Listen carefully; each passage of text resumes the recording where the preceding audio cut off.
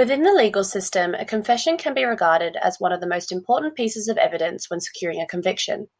Based on the importance of confessions, studies have investigated the motivational properties and influences behind people making false confessions. There are three types of false confessions. A voluntary confession is a self-incriminating statement that is provided willingly and knowingly to the police. There is a limitless number of possible motives behind a voluntary confession, some linking to mental distortions. The two most common examples are due to a pathological desire for fame and to protect a loved one.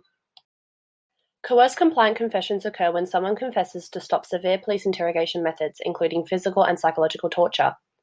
Finally, a coerced internalized confession occurs when an already vulnerable suspect is presented with false evidence, such as a rigged polygraph or other forensic evidence. The suspect then begins to believe that they actually committed the crime. Research has identified various psychological and situational factors affecting false confessions. A study found that people who are more likely to comply during social situations are more vulnerable during police interrogations. This stems from an eagerness to please and a desire to avoid confrontation. Another factor is a person's suggestibility during questioning, which has been linked to low intelligence. Higher scores describe people who have poor memories, high anxiety, low self-esteem, and are less assertive. Younger people have problems with delayed gratification, where they focus on short-term gains and losses, may experience impulse control problems, and store less elaborative memories, impacting suggestibility. Studies have linked psychological disorders to false confessions. Most notably, antisocial personality characteristics are linked to impulse behaviour, leading to people who are less concerned about the legal consequences of their confession. Situational factors include the length of an interrogation, in which extended periods of time lead to increased stress and sleep deprivation, impacting attention and suggestibility.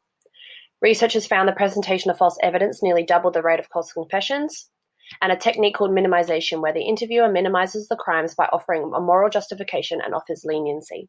Psychological theories have been used to explain why people may be motivated to falsely confess to crimes.